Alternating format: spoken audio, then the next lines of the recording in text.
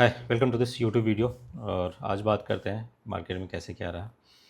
और आज आप लोगों ने देखा होगा तो आई थिंक काफ़ी डाउन साइड का मूव दिया है निफ्टी ने, बैंक निफ्टी ने, दोनों ने ही। और जो लेवल है आई थिंक 23,150 के आसपास, 100 के आसपास तक आ गया था। और पिछले 1 से 1.5 हफ्ते में अगर आप देखो तो 26,300 से जो है 23,000 का लेवल आ गया। दैट मीन्स कि 10 से 12% का जो है ऑलरेडी डाउन साइड मूव दे चुका है। तो काफ़ी आई थिंक सीवियर करेक्शन है। और देखते हैं कहाँ पे जाके ये रुकता है। आज अगर मैं अपने ट्रेड की बात करूँ तो मैंने मॉर्निंग में 1-2 बार ट्राई किया था पोजीशन बनाने का। और बट पोजीशन बनाने के बाद मैंने जब ऑब्ज़र्व किया तो जो प्रीमियम था वो उसमें कोई भी डिके हो नहीं रहा था। तो फिर मैं बिल्कुल छोटे से लॉस में एग्ज़िट कर गया। और ड्यूरिंग द डे भी मैं कुछ अपॉर्चुनिटी देख रहा था बट ज़्यादा कुछ नहीं मिला। थिंक प्रीमियम डीके का कोई भी साइन मुझे दिखता हुआ नहीं मिला। तो इस वजह से जो है मैं फिर अननेसेसरी का ज़्यादा ट्रेड नहीं लिया, सो दैट कि फिर आप चार्जेस भी दोगे और नुकसान के भी आई थिंक चांसेस बढ़ जाएंगे। क्योंकि आज रैंडम मूव कर रहा था जो प्रीमियम है। आई थिंक कुछ भी अलाइन वे में नहीं मूव कर रहा था। तो नॉर्मली नॉन डायरेक्शनल ट्रेडर्स के लिए ये आई थिंक दिन सही नहीं था। इसमें अगर कुछ भी ट्रेड लिए होते तो उसमें स्टॉप लॉस लेके ही आई थिंक एग्जिट करना होता। तो इससे बेटर है कि आई थिंक बिल्कुल छोटे से लॉस में एग्जिट करके और थोड़ा सा वॉचफुल रहते हैं। अगर 1-2 दिन, महीना में 2 या 3 दिन ट्रेड कम भी ले या ना भी ले, या फिर बिल्कुल छोटे लॉस में कट कर दे तो वो भी ज़्यादा सही रहता है। इन प्लेस की आप एज़ यूजुअल ट्रेड लो और 1%, 1.5%, आधा परसेंट जो भी आपका स्टॉप लॉस का टारगेट है वो आप लेके एग्जिट करो।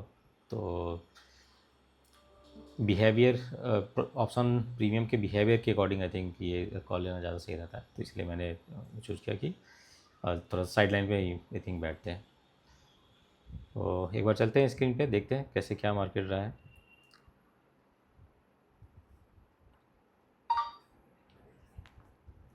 निफ्टी आप देखो 2%, बैंक निफ्टी 2.5%। मेजर स्टॉक्स जो हैं वो सारे रेड में ही है। एक्सिस बैंक 3%, ICICI 1%, HDFC 2% के आसपास है। कोटक भी 2.25% है। SBI साढ़े 3% है। इंडसइंड 2%। रिलायंस भी आई थिंक इनिशियली तो होल्ड कर रहा था रिलायंस, बट ये लेटर पार्ट में जो है ये भी आई थिंक रेड में क्लोज हुआ है।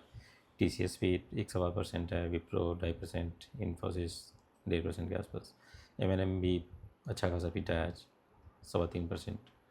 बजाज फिनांस भी 1%। तो मेजर जो भी स्टॉक हैं सबके हालत काफ़ी ख़राब है। तो जब तक ये वॉर वाला सिचुएशन कुछ भी क्लियर नहीं होता है तब तक जो है बाज़ार को संभालना बहुत मुश्किल है। और इस वजह से देखो आप आज भी जो है इंडिया विक्स काफ़ी हाई जाके क्लोज़ किया है।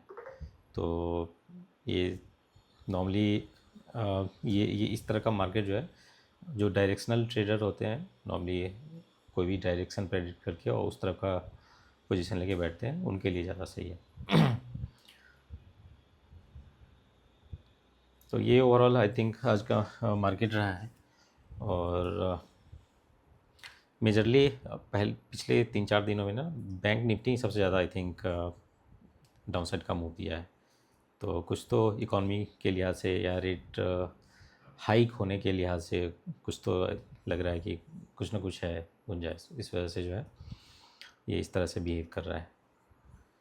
तो देखते हैं। आई थिंक अब तो कल परसों बंद ही है मार्केट वीकेंड पे। और वीकेंड पे वॉर वाले में सिचुएशन में क्या सब अपडेट होता है उस पर काफ़ी कुछ डिपेंड करेगा कि मार्केट कहाँ ओपन हो रहा है। और ऑप्शन चेन अगर देखो तो सिर्फ एक दिन है एक्सपायरी का, मतलब मंडे के बाद ट्यूसडे को एक्सपायरी है। और यहाँ अगर देखोगे ATM पे 23,150 पे तो 265 का इस साइड और 233, ये ऑलमोस्ट 500 पॉइंट के आसपास का जो है ना प्रीमियम है, कंबाइंड प्रीमियम, जो कि बहुत ज़्यादा आई थिंक है, बहुत ज़्यादा है। तो मार्केट कुछ ना कुछ आई थिंक प्रेडिक्ट करने की कोशिश कर रहा है कि कुछ तो आई थिंक बड़ा होने वाला है। अब मे बी ये दोनों साइड हो सकता है, मे बी ये कूल ऑफ भी हो जाए, लाइक अगर कुछ पॉजिटिव न्यूज़ आता है तो मे बी ये ऊपर की साइड भी जाए, तो फिर ये कूल ऑफ होना शुरू हो जाएगा, या फिर और भी डाउन साइड का मूव दिया तो थोड़ा सा और पैनिक हो सकता है, मे बी 22,000 के लेवल भी टच हो सकते हैं। अभी 2-3 दिन में आई थिंक 24 समथिंग चल रहा था और ये 23 पे आ गया है, तो आई थिंक नोबडी नोज़ कि कहाँ तक जाएगा नीचे। बट ये है कि आई थिंक ये इन्वेस्टमेंट पॉइंट ऑफ व्यू के लिए ना ये अच्छे लेवल हैं, तो आई थिंक कुछ पार्ट जो है इन्वेस्टमेंट का आई थिंक हम इन सब लेवल्स पे करना स्टार्ट कर सकते हैं, मे बी 3-4 टुकड़ों में जो है हम उसको डिस्ट्रीब्यूट करके और करना स्टार्ट कर सकते हैं।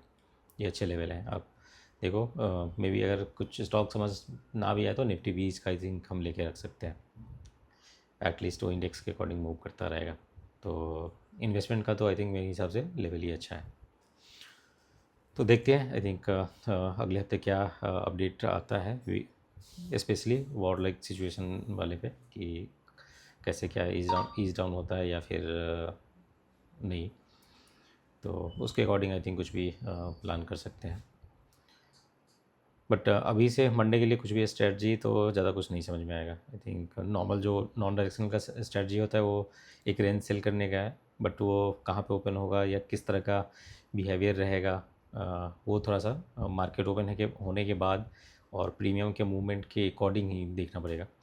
तो देखते हैं मंडे को कैसे क्या मार्केट ओपन होता है और कहाँ पे और जो न्यूज़ बेस्ड चीज़ें हैं वो कैसे सेटल डाउन होता है, उसके अकॉर्डिंग जो है हम लोग नेक्स्ट वीक कुछ प्लान कर सकते हैं। बट प्रीमियम इतना है ऑप्शन में कि जैसे ही वॉर वाले सीन में कुछ भी आई थिंक ईज डाउन होता है तो बहुत अच्छी अपॉर्चुनिटी मिल सकती है, जो कि इस वीक भी जैसे मंडे से लेके और वेंसडे तक मिला था। थोड़ा सा पुल ऑफ होता हुआ दिखा, तो उतने में ही जो है मेरा जो 3 दिन था काफ़ी अच्छा निकला, काफ़ी अच्छा उसमें प्रॉफिट जनरेट हुआ।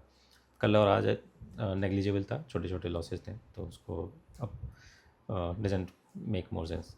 बट वही है कि जैसे थोड़ा सा ईज डाउन होता है तो जो अपॉर्चुनिटी है उसको हम कैप्चर करने का प्लान करेंगे नेक्स्ट वीक।